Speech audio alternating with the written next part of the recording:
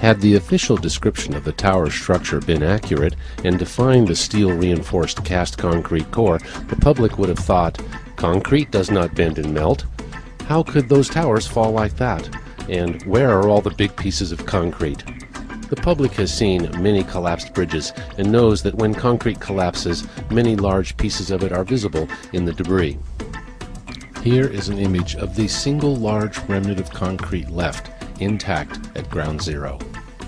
Cameras were confiscated there, and the mayor took the WTC documents from the city offices in December of 2001, and courts will not force their return, showing it was vital that the public not realize there was a concrete core. To the left is an interior box column, the only type columns that actually existed in the towers. To the right of it is the 12-foot thick north wall of the WTC-1 concrete core.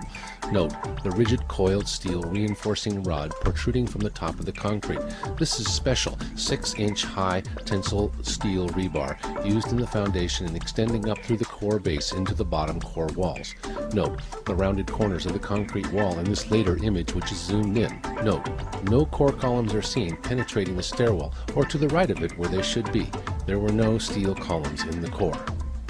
At the World Trade Center, all that was left was sand and gravel. In order for the giant theater or ruse of plane impacts and fire being responsible for the towers coming down, the deception of the core was absolutely necessary. Simple planted explosives cannot be responsible.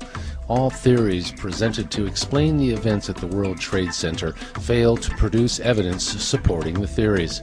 What is presented here is a true scenario because all evidence is consistent with each theory.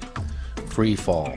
Huge masses of superfine particulate forming pyroclastic flows, square, sheared columns, the entire contents of the towers pulverized, and finally the heaving of massive segments of the tower for hundreds of feet.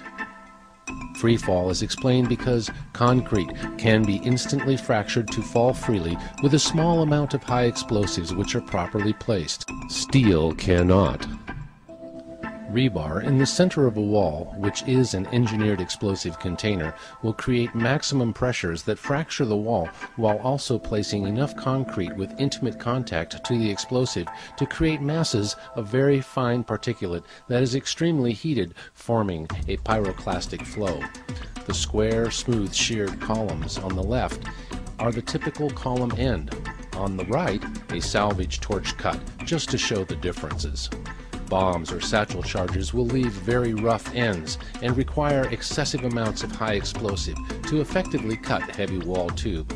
No such cuts are seen on the ends of ground zero steel columns. Uncontained explosive blasts of the size needed to cut heavy steel were not seen, heard, or recorded at the WTC on 9/11. My God! Holy shit!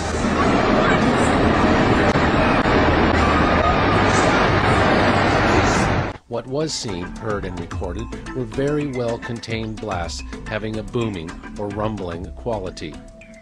Optimized cutting charges built into the floors of the towers can do exactly this. The 1990 documentary mentioned tempered steel plates with close tolerances surrounding the interior box columns. Here is a crude diagram of such a built-in optimized cutting charge utilizing tight-fitting gas guide plates. The steel plates are installed over the corrugated steel floor panels with perhaps 1 inch or so of plastic explosive between them.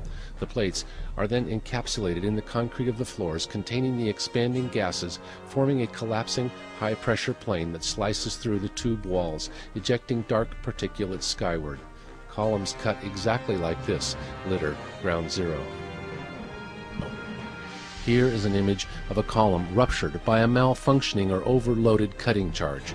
Photos of explosions ahead of the disintegration of the upper towers show the cutting charges in the floors detonating and cutting the interior box columns.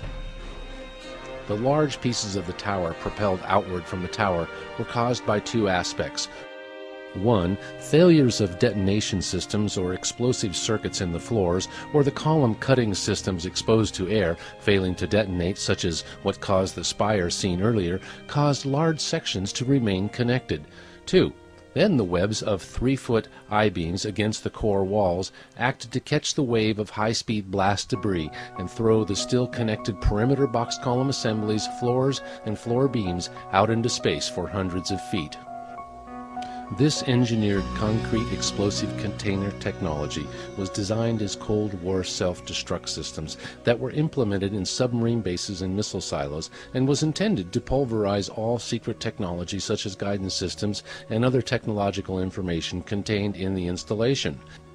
The contents of the Twin Tower offices were completely ground up, and groups of people clustered near windows to find relief from smoke were shredded as they were subjected to a 7-mile-per-second blast wave of concrete aggregates and ejected from the buildings in small pieces to land on nearby building roofs. America has a big problem with secrecy.